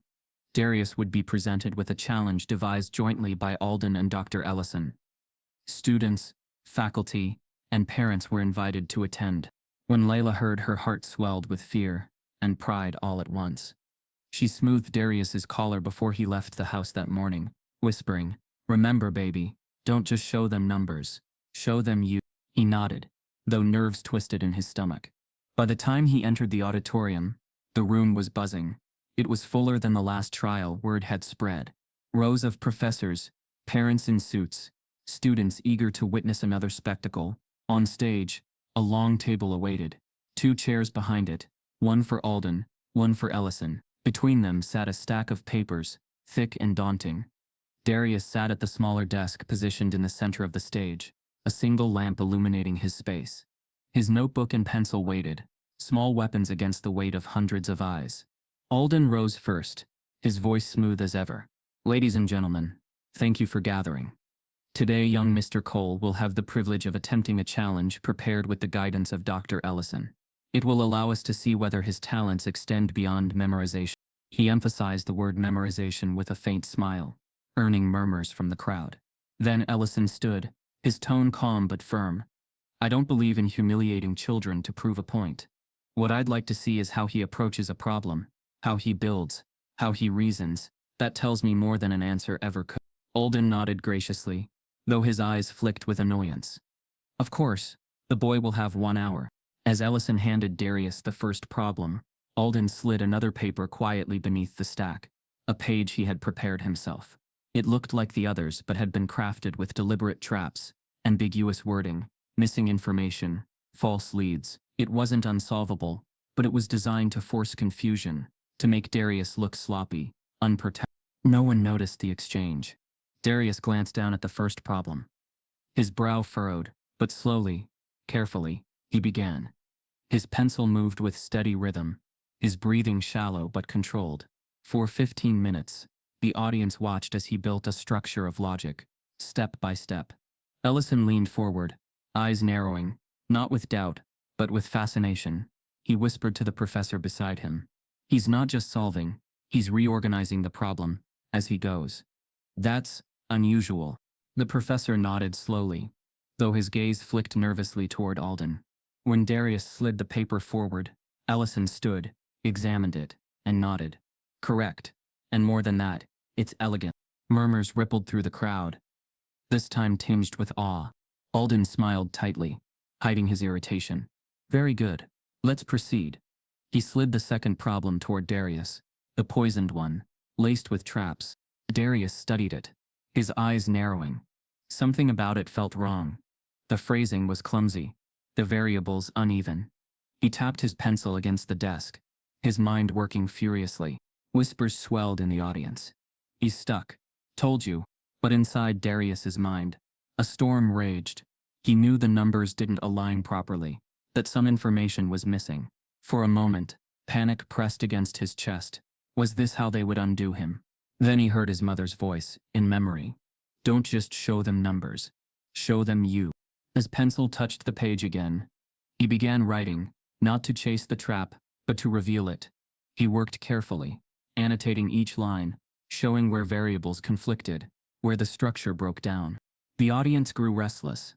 To them it looked strange. He wasn't producing a neat solution, but instead pointing out flaws. After 20 minutes he pushed the paper forward. His chest heaved, his palms slick. Ellison picked it up, scanning carefully. His brow furrowed, then slowly lifted. He looked at Alden. This problem, it's incomplete. The boy is right. There are contradictions here. Gasps rippled through the auditorium. Alden's jaw tightened, though his face remained composed. Perhaps a printing error. Ellison's eyes sharpened. A printing error that just happened to appear in this test. He set the paper down firmly. Regardless, the boy didn't fall for it. He dissected it. That tells me more about his mind than a perfect answer would. For the first time, scattered applause broke out from the back rows. Darius sat frozen, hardly daring to breathe. He hadn't solved the problem the way they wanted, but he had survived it. Alden's smile didn't falter, but his eyes hardened with quiet fury. Very well. One final challenge then. He slid the last sheet onto the desk. This one was legitimate. Difficult, yes, but solvable. A final chance to corner the boy. Darius took a deep breath. His pencil touched the page. Line by line, he began. The room was silent, but for the scratch of graphite. Even the clock's ticking seemed louder now. Parents leaned forward. Students held their breath. Professors exchanged uneasy glances. 30 minutes passed. The page filled with numbers, diagrams, proof layered upon proof. Sweat beaded on Darius's brow, but his focus never wavered. He was building something undeniable, something even Alden could not erase. And then just as he pressed his pencil to write the final step, the lights went out. Gasps erupted. The auditorium plunged into darkness, the audience's voices rising in confusion. On stage, Darius froze, his pencil hovering above the page. Just as Darius is about to prove himself, the lights in the auditorium suddenly cut off. The blackout struck like a thunderclap. One moment, Darius's pencil was inches away from sealing his answer. The next, the auditorium plunged into absolute darkness. Gasps filled the space, chairs scraped, and voices rose in a wave of confusion. Someone muttered, "What happened?" while another hissed, "This isn't an accident." Layla's heart pounded in the front row. She gripped her seat as whispers snaked through the darkness. They don't want him to win. They don't want this to happen. The words weren't hers. They came from the crowd itself, surfacing from the lips of parents, students, even a few professors. In the pitch black, the sense of conspiracy thickened. The test was supposed to be transparent, undeniable proof of her son's brilliance. And now, hidden by shadows, anything could be claimed. Paper swapped, chalk erased, evidence destroyed. Darius sat perfectly still at his desk. The darkness pressed down on him, swallowing his breathing, muffling his heartbeat until all he could hear were the murmurs. It's staged. This is their way out. He'll never finish. But inside the storm of doubt, something sparked. Darius closed his eyes, leaning into the silence beneath the chaos. Numbers never needed light. They lived in his mind, glowing like stars even when the world tried to dim them. Then, after what felt like an eternity, the lights flickered back to life. A collective exhale filled the room, but the tension didn't dissipate. If anything, it deepened. Every eye darted to the stage. There stood Darius, small against the expanse of the blackboard, his outline framed by chalk marks half completed, a constellation of numbers frozen in mid-thought. But what caught everyone wasn't the incompleteness, it was the clarity in his stance. He wasn't shaken, he wasn't panicked, he stood calmly, as if the blackout had given him something no one else had seen. The unfinished proof glowed like an invitation. It wasn't just math now, it was a mystery begging to be unlocked. A hush fell. Darius lifted the chalk again, his small hand pressed against the board, not to continue where he left off, but to circle a step he had written earlier, drawing a bold mark around it. His voice, quiet but steady, carried across the room. "This isn't just about finishing," he said, his tone careful, deliberate. "It's about seeing what everyone else has missed." The audience shifted uneasily. Professors leaned forward, frowning, curious despite themselves. Alden's lips pressed into a hard line. Darius drew an arrow, connecting one symbol to another, far down the equation. The link was unconventional, a leap most would never have considered. Gasps echoed softly, as patterns emerged, hidden connections no one had imagined. He spoke again, his words sharper now, each one cutting through the silence. "This isn't the way the problem was designed to be solved. That's why it looks impossible. But if you look at it differently, it changes everything." His chalk flew across the board, line after line pouring out with confidence. Where before the problem sprawled like a trap, now it collapsed into elegance, its jagged edges smoothed into something startlingly clear. The whispers began again, but this time they weren't of doubt. They were of awe. He's restructuring it. He's rewriting the entire proof. I didn't know that was possible. Layla's chest swelled, tears rising to her eyes. For weeks she had begged the world to see what she saw every night at their kitchen table. And now, in this moment, they couldn't look away. But Alden's face hardened. His hand gripped the edge of the table so tightly, his knuckles whitened. This wasn't what he had planned. The blackout should have rattled the boy, broken his rhythm, left him scrambling. Instead, it had given him space to see deeper, further, with more clarity than before. Dr. Marcus Ellison leaned forward, his eyes fixed on the board, his expression a mix of fascination and disbelief. He murmured, "This isn't just solving, it's discovery." Darius kept moving, the chalk squeaking as he built step after step. His voice steadied, growing stronger as he explained each leap, each unexpected bridge. He wasn't just finishing the problem, he was rewriting the field itself, bending the rules until they revealed something new. At last he reached the end. His hand slowed, the chalk pressing one final mark onto the board. He stepped back, breathing hard, staring at what he had created. The board was no longer a battlefield of confusion. It was a map of clarity, a pathway no one had thought to take, standing complete and undeniable before them. The silence was crushing, thicker than before. No one laughed now. No one whispered of luck. The ticking clock above seemed deafening in the stillness. Then a professor whispered, almost reverently, "That's groundbreaking." Another murmured, "It's not in the textbooks. It's original." Students shifted in their seats, wide-eyed, realizing they were witnessing something far beyond a school test. Ellison stood slowly, his gaze sweeping the room before fixing on Darius. "This is more than a solution. This is vision, the kind of vision that pushes mathematics forward." The words landed heavy, undeniable. For a moment, Lila let herself believe it was over. That this time, finally, the brilliance of her son was too powerful to erase. But then, Alden rose. His expression was calm, his voice smooth, but his eyes burned with quiet rage. "Interesting," he said, the same word he had used to dismiss Darius before, but extraordinary claims require extraordinary proof. A performance in a blackout. Convenient, isn't it? Murmurs rippled, doubt resurfacing in the crowd, like smoke after flame. Layla's heart sank. She had seen this before. Every time Darius climbed a mountain, Alden built another higher. Ellison's jaw tightened.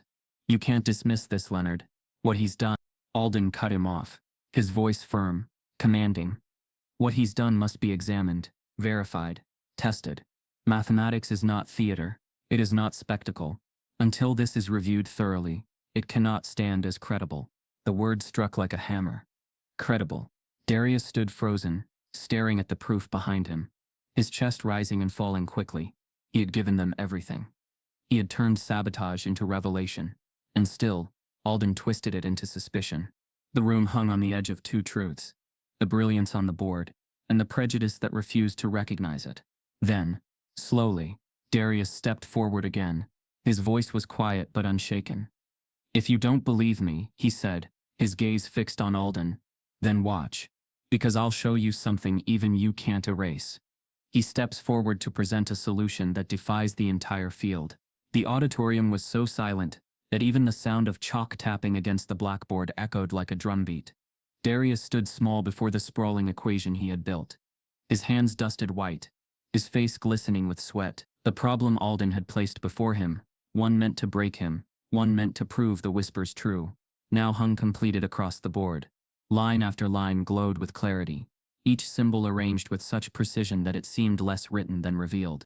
Students who had been leaning back in their chairs, waiting for the inevitable stumble, were now bent forward, their eyes wide. Some had notebooks open, hurriedly trying to follow his steps, only to realize the boy was working at a level far beyond their reach. Professors at the long table exchanged looks that were not just surprised but unsettled.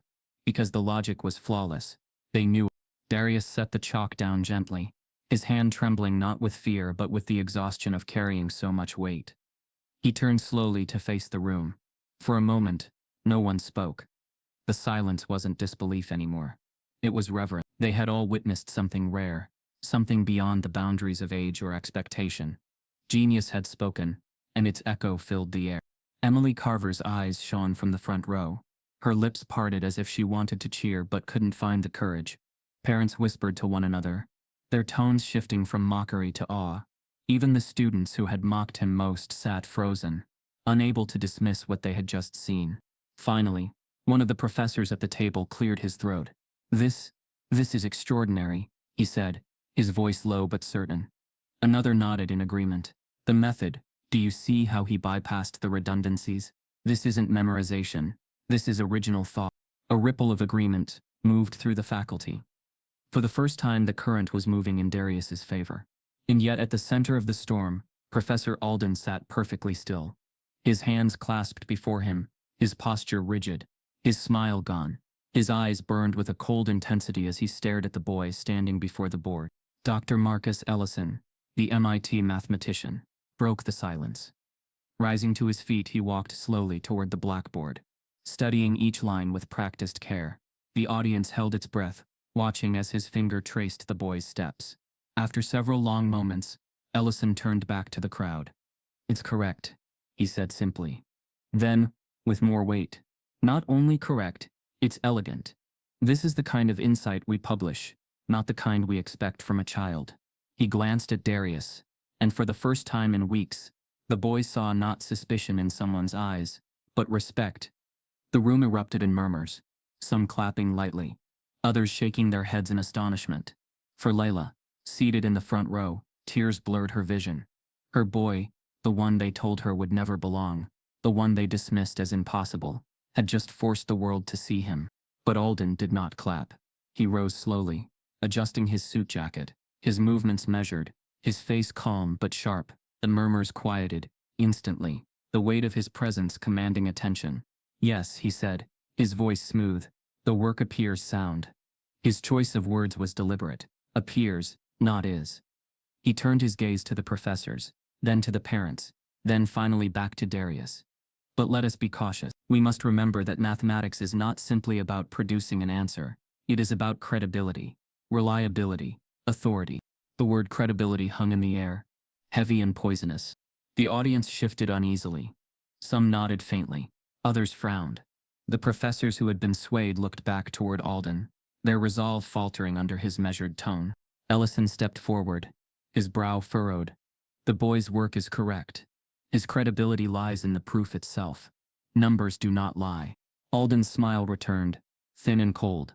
"Numbers may not lie, doctor, but people do, and we must ask ourselves, how much faith can we place in the word of a child with no formal background, no training, no credentials? Are we to believe that in the span of a few years, unsupervised, he has surpassed even our brightest scholars?" Whispers reignited, not about the proof this time, but about Darius himself. Alden had shifted the battlefield.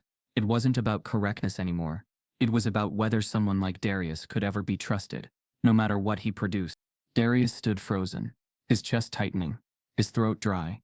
He had given them everything, laid his mind bare, and still it wasn't enough. Still they twisted it into suspicion.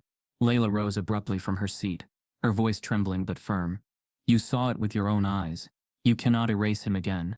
Alden's gaze flicked toward her, calm but dismissive. "Mrs. Cole, no one is erasing anything. We are merely ensuring integrity. After all, the Academy's reputation cannot rest on a fluke or an unverified anomaly." The word anomaly sliced through the air, reducing her son from a person to a problem, a curiosity to be dissected. Ellison's jaw tightened. "With respect, Professor, what I see is not an anomaly.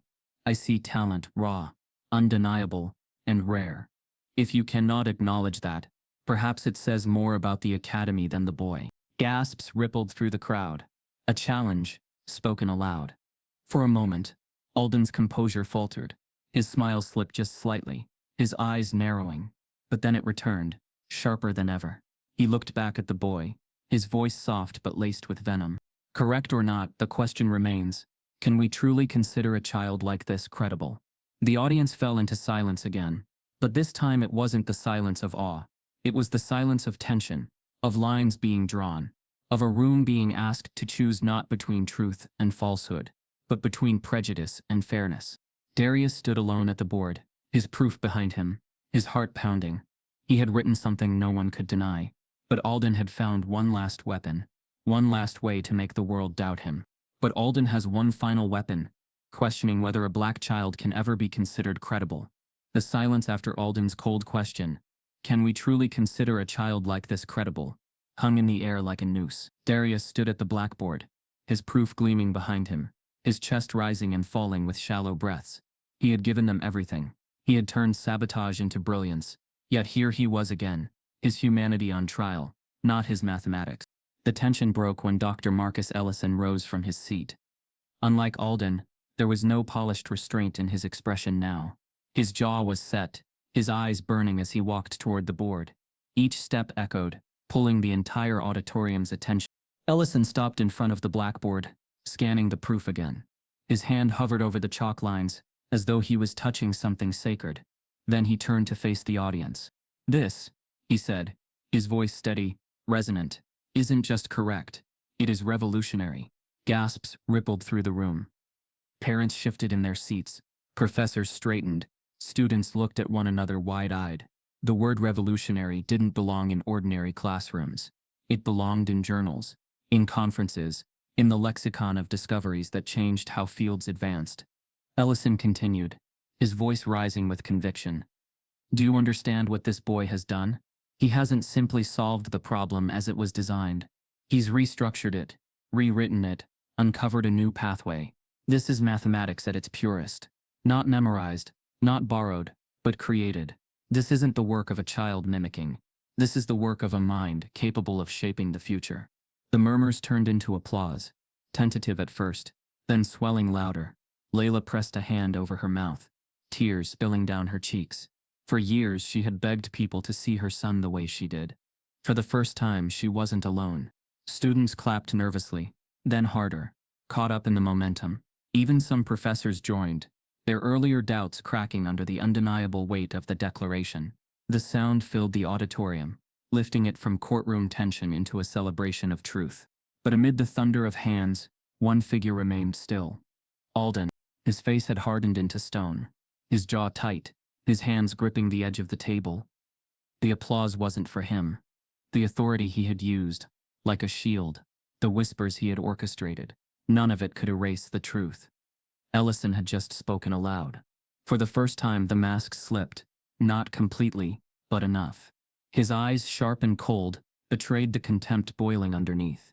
It was no longer a quiet suspicion wrapped in politeness.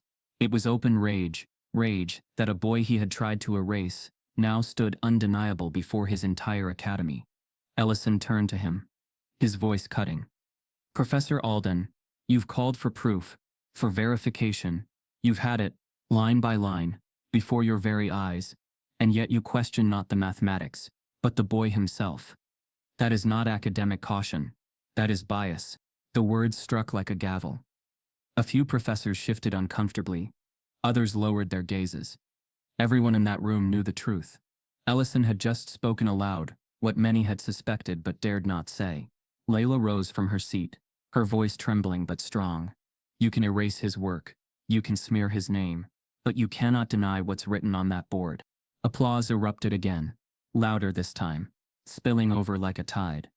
Students stomped their feet, parents cheered. The sound became a roar, drowning out Alden's silence. For once the power in the room had shifted, pulled from the professor who wielded it with prejudice to the boy who had earned it with truth. Darius stood frozen in the glow of it, his heart pounding. For weeks he had carried whispers of fraud, threats of exclusion, the sting of eyes that saw him as impossible. Now those same eyes looked at him with something new, recognition. But even in the storm of applause, he felt the danger. Alden wasn't defeated. Not yet. The professor rose slowly, his composure cracking in the edges of his movements. His smile was gone, replaced with a thin line. His eyes narrowed slits of fury. He adjusted his jacket, his voice calm but laced with venom. "This," he said, gesturing toward the board, "changes nothing. A performance is still a performance. Truth is not measured in applause, but in scrutiny. Mark my words, this is not over." He turned sharply, his shoes striking hard against the stage. As he stormed out, the heavy door slammed behind him, cutting through the cheers like a blade. The applause faltered into uneasy murmurs. Victory was in the air. Yes, but so was a shadow. Alden wasn't just a teacher. He was power at Greystone, and power rarely surrendered without consequence. Layla looked at her son, pride burning in her chest, but also fear. She knew that Alden's vow wasn't empty. It was a promise. Darius stared at the door where Alden had disappeared. For the first time, he wasn't invisible. For the first time, the world had seen him. But he also knew, being seen didn't mean being safe. As applause rises, Alden storms out, vowing this is not over. The storm Alden promised did come, but not in the way he imagined. In the weeks after that day in the auditorium, whispers continued, but they sounded different. They no longer questioned whether Darius was capable. They argued about what his success meant. Parents debated at pickups, some still doubtful, others suddenly proud to boast that their children attended school with the boy. Professors who once dismissed him began dropping his name in conversations with colleagues, not with suspicion but with ownership, as if they had always known he was destined for something greater. For Darius, the world remained both larger and smaller than before. His brilliance had been undeniable on stage, but he still felt the sting of how quickly it had nearly been erased. At night, when the house was quiet, he replayed it all. Alden's eraser scraping away his work, the note in his locker, the blackout that nearly destroyed him. Triumph had not erased the trauma. It lived with him, shadowing every new step. But there were also doors that opened. Dr. Marcus Ellison stayed in contact, asking to see more of his work, requesting copies of the scrawled notes that lined his bedroom walls. "Don't clean them up," Ellison told him over the phone one evening. "I want to see them raw." That's where the discovery lives. Weeks stretched into months. With Ellison's encouragement, Darius began compiling his ideas into something larger, something coherent enough for submission. It was grueling work, rewriting discoveries born from instinct into a language the academic world would recognize. Layla often found him hunched over the kitchen table, stacks of paper around him, his pencil tapping anxiously. "Baby," she said softly one night, setting a plate of food beside him. "You've got to eat." "I will," he muttered, eyes fixed on the page. If I lose the thread, it'll disappear." She watched him, torn between pride and worry. His body was still 12, fragile, growing, yet his mind bore the weight of centuries of doubt. He carried it like armor, but she feared how heavy it was. Then, one morning, a letter arrived. It came not in the plain envelope she was used to, but in a thick packet stamped with the seal of a global mathematics journal. Layla opened it slowly, her hands trembling, and scanned the first line. "We are honored to inform you that the work of Darius Cole has been accepted for publication in our upcoming issue." Her knees buckled. She sank into a chair, tears blurring her vision. Her boy who they had laughed at, doubted, erased, was about to have his name printed alongside the greatest minds in the world. When she showed Darius, he stared at the letter for a long moment, stunned. "They want me," he whispered, almost disbelieving. "They don't want you, baby," she said, pulling him close. "They need you. They just didn't know it yet." The news spread quickly. The same board members who had sat silent during Alden's accusations now issued statements praising the extraordinary achievement of one of their own. They boasted of Greystone's commitment to diversity and excellence, using Darius's name as a banner for their institution. They posed for photographs with him smiling tightly, as though his success had always been their plan. To the world outside, it looked like victory. But to Darius, it was complicated. He sat in those photos, his small smile strained, knowing the truth. The same people who now celebrated him had once tried to bury him. Layla reminded him of that truth constantly. One evening, as she folded laundry while he sat reading the printed version of his published work, she said quietly, "Don't let them rewrite your story, Darius. They didn't give you this. You took it. Remember that." He looked up, meeting her eyes, and nodded slowly. He understood. Yet even as the world praised him, Alden remained absent. He had not returned to class after storming out that day. Rumors swirled. Some said he had been forced to resign, others that he had taken a sabbatical. But Layla suspected the truth was simpler. Men like Alden didn't disappear. They recalibrated, waiting for another chance to strike. Darius knew it too. His name in a journal didn't erase the question Alden had left hanging in the air. Can we truly consider a child like this credible? He had answered with brilliance, but he also knew he wasn't the only one fighting such questions. There were others, kids with notebooks full of ideas, kids with libraries instead of tutors, kids who might never make it to a stage like his. One evening, after the article had circulated widely, Darius walked past his old classroom. The board was clean, the desks neatly arranged, but he could still see himself standing there, chalk in hand, as Alden wiped away his proof. The memory made his stomach tight. For all the accolades he had gained, that sound of erasure haunted him. He pressed his hand against the doorframe and whispered, "You didn't win." When he got home that night, Layla found him adding a new set of equations to his wall. She leaned on the doorframe, watching as he scribbled faster than his hand could keep up. "What are you chasing now?" she asked softly. "Not chasing," he said without looking up. "Building, for the ones they won't let in." Her heart swelled. He wasn't just solving for himself anymore. He was solving for all the erased names, all the unseen geniuses who would never get the chance to stand where he stood. Months passed. Invitations arrived from conferences, from universities, from scholars who wanted to meet the prodigy, each one filled with praise, each one claiming him as a symbol. Yet every time, Darius remembered his mother's words. They didn't give him this. He had taken it, line by line, against the tide of disbelief. And still, in quiet moments, the question haunted him. How many others like him were being erased before they were ever seen? On the morning of a new semester, Darius dressed quietly, his backpack slung over his shoulder. Layla straightened his collar, smiling through tired eyes. "Ready?" she asked. He nodded. But his gaze wasn't on the hallway behind her. It was on the horizon, on the space ahead that was still unwritten. He stepped outside, the air crisp, the sun rising over Greystone. The campus bustled with new students, their chatter filling the air. Some looked at him with admiration now, others with envy, but he didn't linger on their eye. He walked steadily, his small frame cutting through the crowd, carrying the weight of what he had done and what still remained. His published proof had secured his place, but his story wasn't just his anymore. It was a question written into the future itself. The final shot lingered on him walking toward that horizon, his figure small but unyielding, his steps carrying the promise of more equations, more battles, more revelations. The final shot lingers on Darius, walking into a future where the question remains, how many other black geniuses are still being erased before they are ever seen? Stories like this aren't rare. They happen every day, just without cameras or headlines. If you believe no child should ever be punished for their brilliance, type yes in the comments. And if this broke your heart, subscribe so more voices like his can never be silenced again.